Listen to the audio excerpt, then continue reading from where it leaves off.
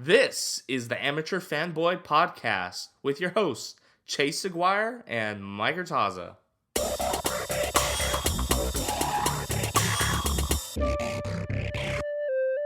Welcome, guys, to the Amateur Fanboy Podcast interview. I'm Chase Aguirre. Today we have Harrison from Silver Screen and Roll. He does the Silver Screen and Roll podcast with Anthony, and he also writes a lot of good content on Silver Screen and Roll as well. Harrison, how you doing? I'm doing good. Just, speaking of content, just put up a piece on some things Lakers fans might want to know about Phil Handy, their newest assistant coaching hire. So, just like easy morning. Yes, sir. I just saw that, and I'm probably going to have to give that a read as soon as this interview's done. So, actually, you know what? That's actually perfect. First question we go into, Phil Handy. So we got him somehow. I honestly don't know how he didn't go to the Clippers with Kawhi going there, but hey, Lakers fans will take what good news they can get as far as the coaching staff goes, especially after Jason Kidd somehow made his way on there. So, I was just going to say, it seems like based on his Instagram post that Frank Vogel offered him a bench coach position, meaning that like he would not necessarily be a player development guy anymore, or not just that, he would be kind of a front of the bench coach. And that like sometimes that's a promotion, that's a pay raise, I would imagine, and I think that was probably good enough to get him. Yeah. So to that extent, how do you think he's going to help this team? Like, is he going to be able to help on the offensive end? Is he going to be able to help player development, even though that's not his role? Is he going to be able to, get LeBron to do certain things maybe that he wouldn't have done in the past? How do you think that's going to work? It's not totally clear because most of his resume is player development stuff. He is widely kind of credited as helping the Cavaliers turn around that 3-1 finals deficit a couple of years ago in 2016. Right. It was Mark J. Spears had a great piece on this, but he basically just went in and told the team that their effort wasn't good enough. None of them were playing hard enough, and they should all be embarrassed. And then they ended up turning it around and coming back. So, I guess motivational speeches are potentially one area where he can help. It just seems like he's a well-liked guy. And there is something to be said for having kind of a glue guy like that in the locker room and an assistant coach that players feel like they can go to and can be kind of a voice between the head coach and the locker room and kind of a mediator, so to speak. Like most good staffs have a guy like that. It's not a thing of like the players don't respect Vogel or anything like that. It's like most good staffs have kind of a guy that's closer with the players and can kind of bridge that gap a little bit. And so maybe Phil Handy will be that guy. Just the fact that he's been able to get so many of the league's biggest stars to kind of want specifically him to help them improve their games and trust him to help them improve their games and the results he's gotten from that. I just think that this is a really good hire for them. Yeah, I believe so too. I think obviously any time you can get a guy as good as him to add to coaching staff that some Lakers fans, I'm not myself in particular, and probably not even you, but others might have had questions about before the hiring. It's always nice to get another guy in there that, people have good feelings about, people have good positive vibes about, and something that we can look forward to when the season starts. Yeah, exactly. I mean, I think Lakers fans, especially after the team missed out on Kawhi last week, it was always going to be hard for free agency to not feel like a failure when you went into it with we got a chance at assembling the greatest big three ever to right. Anything after that is not going to feel great. And so I think this is one reminder that there's still reason for optimism, I think, about this team. And not just because of Phil Handy or whatever. They still had a pretty good offseason. And, I'm sure that we'll talk about that more. But I think, obviously, the missing out on Kawhi thing is going to hurt. But it's not panic time for this team. No, of course not. And that's actually my next question is the roster that they were able to build after Kawhi did pick the Clippers of all teams. God, I still can't believe he picked the Clippers, but that's another point for another day. Then they immediately went and signed Danny Green. Not too long after that, he announced he was signed with the Lakers. And then they just boom, boom, boom, one after the other pretty much after that. And I think it coincided with DeMarcus Cousins' signing, I think, the day after. How do you think this roster looks? Do you think it's, maybe too many bigs? Do you think there's not enough wings? Where do you think this roster might struggle, if anywhere at all? I think the one area where you could critique the roster a little bit is they could use a little bit more ball handling creativity from the point guard position. I think Quinn Cook and is like a decent get, but he's not really that guy. He's mostly kind of a shooter. Right. Alex Caruso is okay in that role, but I don't think that's your guy that you want to be your primary point guard necessarily. He's like a really, really solid backup, I'd say, right now. And, like Rondo is Rondo. And so, he was brought back because he has a lot of good relationships with, some of the bigger stars on this team. And there's value in that. But I think the one place that they're lacking is like some dynamism from the point guard slot. And they could maybe use a little bit more help there. But like on a team with LeBron James and Anthony Davis, I don't know that you need that guy necessarily. It would be nice. It would help the team. But there's even talk that LeBron James might start at point guard. And so when you have two guys that are creators on the level that LeBron and AD are, and kind of gravity producers like they are, that defenses are kind of sucked into to just free up easy shots for other players on the roster, and you have guys that can actually shoot this year, that's like, it's nitpicking to a degree. Like, I think they're still going to be very good, and they pivoted just about as well as they could have, I think. No, yeah, definitely. In a perfect world, you'd like to have the perfect point guard, like I wouldn't say the Mario Chalmers like that he had in Miami, or like the Kyrie Irving that he had in Cleveland, but just someone that can, maybe take a little load off at that position. But when you got guys like Anthony Davis and DeMarcus Cousins, if he's even 80% of what he was before his injury, I mean, the Lakers are going to be looking solid as far as talent goes, and guys that can take the load off LeBron, especially when it comes to facilitating and creating and getting their own shot. Yeah, I think you're absolutely right. And like, maybe Caruso can take another couple steps forward in that this year. Right. Like no one would have predicted the rise that he took last year. Like I thought he was okay. I didn't even think he was that good. And so maybe he continues to get better and just continues to exceed expectations. But I don't know if that's something that you should count on going into the season. And so, like they have a 15th roster spot open. It's clear that they're leaving that open in case someone becomes available. And so maybe it's a player like that ask for a buyout. Yeah, no, I don't even know. I don't know if you know, but maybe there's a guy that it will be available from that aspect, maybe closer towards the buyout market when it really gets going in like January, February, right before the trade deadline. But I don't know right now off the top of my head. Is there anyone that you can think of that might jump out to you? Andre Iguodala is obviously a guy I think it's pretty clear that they're keeping their eye on because, like he's a former Pelinka client. He's probably the best available realistic buyout guy that might hit the market right now. It just seems like Memphis is holding out on that. And look, they don't really have an incentive to buy him out unless he's willing to take a significant amount less money on the buyout just in exchange for his free agency, because like there's no financial benefit for them in waiving him now versus waiving him in February. So right. If you're going to have to pay him anyway, then he might as well play some games for you. I think it's probably the way that they're looking at it. And so I think that's one guy that could potentially become available, but it might be too late. As far as guys beyond that, I don't really know. I think a lot of the times that gets sorted out closer into the season once you see if some team has an unexpectedly bad year. Like no one really expected Trevor Ariza to become available last year. Like he had just signed that huge deal with the Suns, and it was thought that they wanted him to mentor everyone. And then things just went terribly, and that he wasn't fixing it, and so they decided to deal him to the Wizards because they didn't want to buy him. Or Tyson Chandler even just randomly getting bought out last year. And so sometimes these guys hit the market a little bit unexpectedly, either via trade or buyout. And I think that's what the Lakers are trying to remain flexible for. Yeah, that actually is a point that I actually wanted to bring up. As far as you said, Trevor Ariza signed a big contract. There is a certain guy that just got traded to a team that's probably going to be pretty bad next year.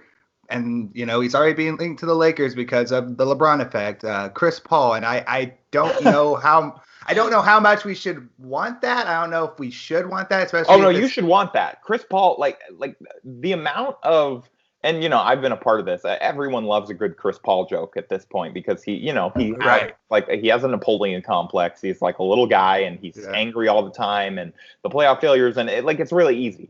But at the same time, Chris Paul is so much better than anyone else who would ever become available on the buyout market. But yeah, of course, like especially because all they can offer is the minimum. If they could get Chris Paul to come for the minimum, that would be insane. I don't think that will happen. I think the Thunder are going to find a way to either trade him to the Heat and figure that out. Like originally the Heat were after Westbrook, and maybe they'll send them Chris Paul. If not, I would anticipate him playing unless he just does not want unless he just doesn't want money at all, which his actions as president of the Players Association in negotiating for this contract that really only he and LeBron would ever really be eligible for makes me think that he does care about money and that he does want every last penny that he's owed on this deal. And so I don't anticipate him taking significantly less on a buyout.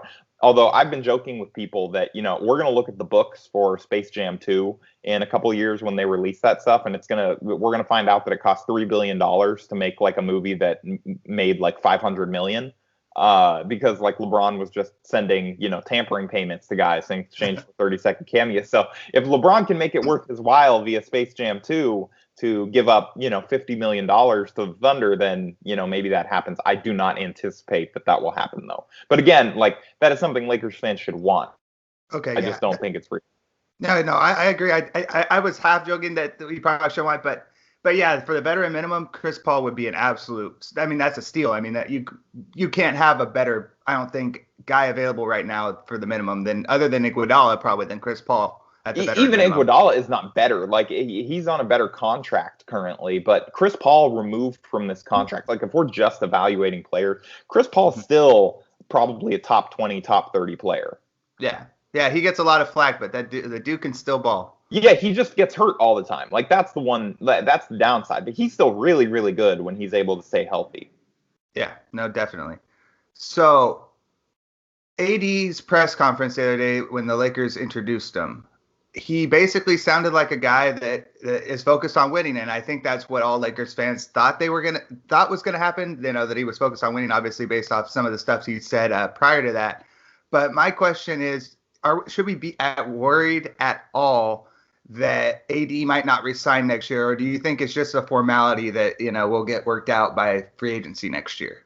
I want to say it's a formality, but the Dwight Howard thing was not that long ago. These things do change occasionally, but I do think the fact that it leaked basically right after he got traded that his long-term plan is to sign with the Lakers long-term once he hits free agency, and just he can't get the money that he can get anywhere else than he can get. He can't get better money other than by entering unrestricted free agency this summer and signing with the Lakers. It's a massive difference, but I don't remember the exact numbers, but between what he could get on an extension versus what he can get on unrestricted free agency. And look, I don't really blame him for not committing, because we all see how that went for Kyrie last year. He thought he was going to stay in Boston, and then he changed his mind at some point. And so, and then now he's getting pilloried for that. So Anthony Davis really has no incentive to just say, hey, I'm staying at this point, because you never know what's going to happen in a year. I just think that between the financial incentives and between that this was the place he wanted to be, I just don't anticipate him deciding that he wants to leave. No, I 100% agree. I like you said, the Dwight Howard thing wasn't very long ago, and we got to at least, anticipate that something crazy could happen. But as long as this team's competitive this year, wins, 50, 60 games, makes a playoff run, even if they don't win a title, I mean, it's hard to see him, not wanting to come back and run it again, especially with LeBron still being here and probably being able to get maybe some better guys around him next year, or maybe better, I guess, not better, but more. I guess maybe better minimum guys. I guess. Yeah. They'll also have the full mid-level exception next year because they'll have been an over the cap team this year. I believe that's how that works. I just know that they'll have the full mid-level next year. So I think I think they are going to have more resources to add those guys. We saw that with the Heat as recently as LeBron's not his last stop, his second to last stop, but the Heat the first year. They were able to add some guys, but then, they were able to add Ray Allen the next year. And that was when that team really kicked it up a notch. And so I think that you're going to be able to see them add a fairly big name supporting cast guy next summer and maybe get even better as long as LeBron James can kind of maintain his current level of play. And, Anthony Davis is only 26. He could still improve. He's probably still will improve. Yeah, no, yeah, and that's that's scary. I don't think anyone's looking at Anthony Davis like, oh man, that guy getting better. I don't want that at all. No, I don't want that. No, I mean they're still most guys don't hit their prime till they're 28. So he said that realistically there are a couple extra notches that he can hit, and I'm not really sure where that shows up.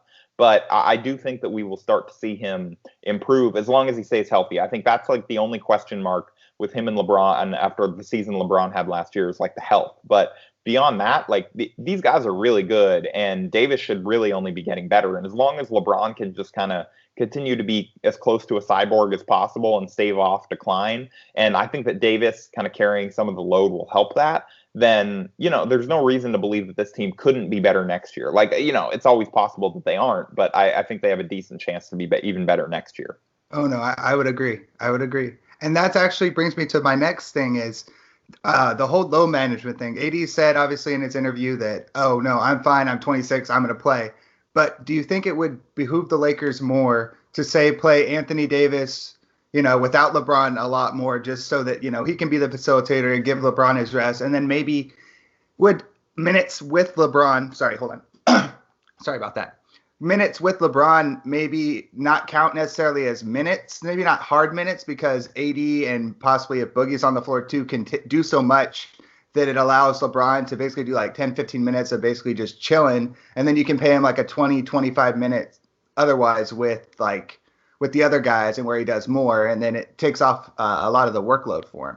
Yeah, it's interesting. I am curious to see how Frank Vogel approaches that, because that is one of the biggest questions I think left for this season. And we've seen over the last couple of years, stars don't seem to really staggering looks great from like an on paper perspective and an analytics perspective. And you're looking at wouldn't you want to have always like one top 5, top 8 player on the floor, all that stuff. But we've seen over the last several years that stars don't seem to really like staggering because it kind of messes with their normal minutes distribution, and everybody wants to be comfortable. And so, I don't know how open to that they will be. I do think that your point about like when Anthony Davis is on the floor, and maybe even DeMarcus Cousins, depending on what level he's able to hit, approximate his old self, with LeBron, that's going to make things a lot easier on both sides. Like for LeBron, he's going to have less pressure coming off of picks and in a pick and roll than he's ever had, because teams can't just leave Davis. Otherwise, LeBron's going to be throwing him 15 lobs a game, and the Lakers are going to have huge leads all the time.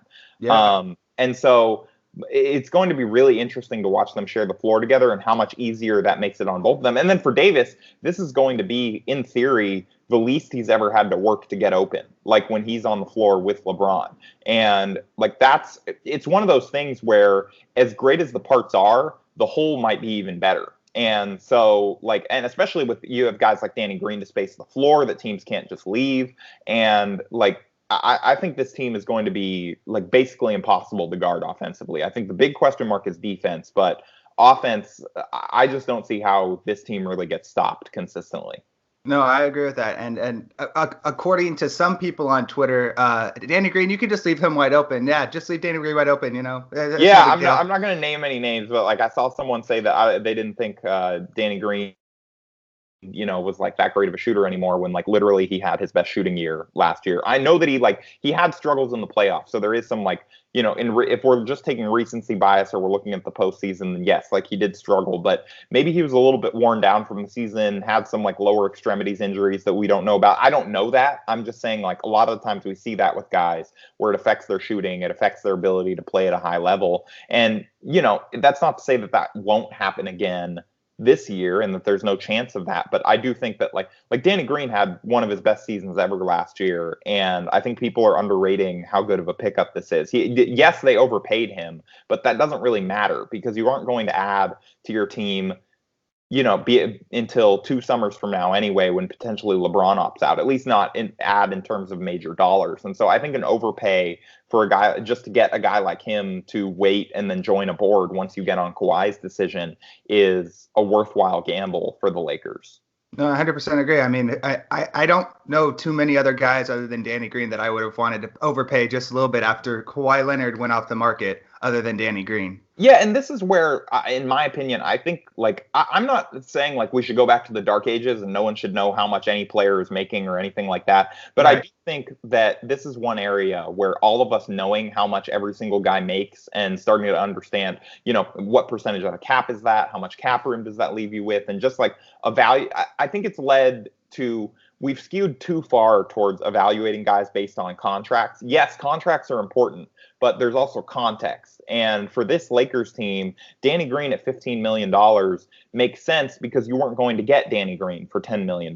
You know what I mean? Like, Danny Green might only be a $10 million a year player, but really, were you going to get someone so much better with that $5 million, like with a $10 million and a $5 million slot than you were going to get with Danny Green for $15 million? I'm not really sure about that. And so, especially not at the point of free agency that the Lakers were at. So, again, like, it's not your money. Don't worry about it too much. Like, he's still a good player. And I think that, like, yes, we obviously want to look at contracts. And if you're a Lakers fan, you want the team to have good contracts on the books. But I don't think that this is that bad of a contract. And it is a guy that really helps the team.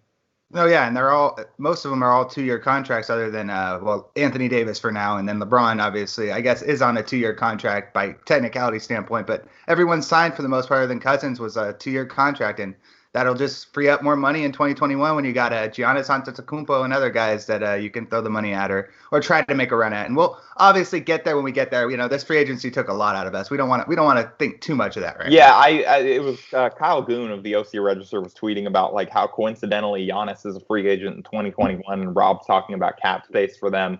And I think I tweeted at him, like, am I allowed to curse on this podcast? Yeah, of course. Yeah, I think I tweeted at him. I'm like, dude, can you just fucking, like, give us like 2 fucking months to, please, just, like, not talk about free agency before we start speculating on Giannis for 2 years from now. I mean, Jesus Christ, Kawhi Leonard probably took at least 10 years off my free agency life just based off how long that decision took. And it wasn't even that long. It was like, maybe a week, maybe 10 days, but it seemed like it went on for a month. Oh, good Lord, man. Like, I couldn't leave the house for most of that saga. And then finally, Chris Carter had been telling us, like, by the end, he was like, well, no decision's going to be made today. And so Friday night, I was like, all right, chill. I'll go out with some people that I know in Vegas when we're at Summer League. And we were out there, and I was actually at dinner with Anthony, my podcast co-host, and a couple other people. And the sound that the restaurant made when that news went down, because there were a bunch of NBA people in there too, was incredible. There was just this murmuring of, like, holy shit, what just happened? And like, we had to rush out of there, and I think we were writing and podcasting till about 3 a.m. that night. So that took a few years off my life and a few inches off my hairline. Oh man, yeah, no, I obviously don't want to bore you too much with stories, but I was in Vegas at the same time, and I had literally been on Twitter all day, and I told myself I wasn't after Chris Carter came out, but I'm like, I still gotta check it once in a while, and it was literally the 5 minutes I was away from Twitter gambling. And I get a call from my podcast co-host, and he tells me that Kawhi signed with the Clippers. And I think shortly after that, the entire area around the blackjack table just kind of went like just gasped. Like, everyone just, like, made, like, little, like, weird noises. I was like, what the hell just happened? And I checked Twitter, and sure enough, he signed with the Clippers. And it's safe to say I think I angry gambled about $40-$60 away real fast after that. Like, pound. So it was an interesting night. Thank you, Kawhi. Yeah, appreciate it. Like, that's how it always goes. It's like, it's always, as soon as you step away and you're like, I'm going to enjoy my life, your job is like, no, here's something for you to write about. Yep. All right, Harrison, I'll get you out of here on this. So the Lakers roster is set. I'm pretty sure it's set. Obviously, there's maybe one spot, maybe 2 if they open up another one, but pretty much it's set. This is what we're looking at. So give me your best 5-man small ball lineup and I take that back. Give me your best 5-man lineup in general, the best starting lineup, and then your best closing lineup. Let me pull up their roster real quick just so that I have it in front of me. No problem. Take your time. Yeah. I just want to make sure that I don't, like, forget someone obvious. So best small ball lineup? Let's do that. Best small ball lineup, best lineup overall, and best closing lineup. Okay, so best small ball lineup, I think, would have to be Anthony Davis at the 5. I think any good small ball lineup. Well, I mean, LeBron at the 5 if he's willing to play it, but then you're taking Anthony Davis off the floor, so I don't really know if that's your best one. So it's probably Anthony Davis at the 5. I think LeBron at the 4. I think you'd probably want to do. I don't really want Kuz at the 3. I think maybe you could put Kuz at the 3 and have him guard the 2, kind of like he did last year, chasing guys around screens and stuff like that. That was pretty much the only defensive utility he showed. And then Danny Green and, honestly, like you could talk me into Caruso, but maybe Quinn Cook, just because like extra shooters, and LeBron's probably going to be kind of your de facto point guard for those like 5-minute stretches anyway. Mm-hmm. And then as far as like best starting lineup, I've gone back and forth on this because we know they'll go big. Like Anthony Davis has talked about, he just doesn't want to play center, whatsoever. Right. And that's fine. Like I actually don't really blame him for that. And I think that it's smart for them to not have him do that, because why have him go up against starting centers all the time throughout an 82 game season? Like he's had injury issues in the past. You don't want to wear him down. So I think I've gone back and forth on this, but I think it'll probably like Cousins, Davis, James, Danny Green, and like I'll go Caruso with that lineup maybe. And although it'll probably be Rondo, I anticipate. But yeah, I think but like you could talk me into JaVale in that starting front court spot. I just think that like if you have DeMarcus and Anthony Davis and LeBron on the floor, that's such a physical lineup that can really get to the basket, that can set screens, and then all of those guys can shoot a little bit too, so defense can't totally disrespect them, and they're all willing shooters. So I think that you could make that work. It might not be as seamless as like LeBron with JaVale, just because like JaVale is like mostly a lob threat and is athletic and all of that stuff, but I think that's probably where I'd go with the starters. And then as far as best lineup, I honestly think it's that small ball lineup that I talked about. Okay. Yeah, I like that. Harrison, thank you very much for coming on with us. I appreciate you coming on at 10 in the morning and giving us some of your time. You want to go ahead and plug yourself before we get out of here? Yeah. So, no, well, first of all, I appreciate you having me on, and I appreciate you doing it with my schedule, because I've just been, the free agency has been crazy. Of course. And so as far as like I'm on Twitter at HMFAIGEN at HMFeigan. You can find my work on silverscreenandroll.com, and our Twitter account is at LakersSBN. If you liked this podcast and you want to listen to more of me and my co-host Anthony, I believe he's been on this podcast as well. If you'd like to check us out, we're if you just search Silver Screen and Roll in whatever podcast provider that you use, Spotify, iTunes, whatever else you may want to use, you can find our podcast. And so we just put up an episode today. So yeah, I mean, that's, I guess, most of the places that you can find my work. Thank you, Harrison. Appreciate it, man. Have a great day. Thanks for having me. You too. And with that, we will end the podcast today. Please check us out at Amateur Fan Pod on Twitter. And we have our Facebook now, Amateur Fanboy Podcast. You can also check us out on YouTube. Again, Amateur Fanboy Podcast. Please check us out. Please subscribe. Please like. Please review. And we'll catch you up tomorrow. Bye.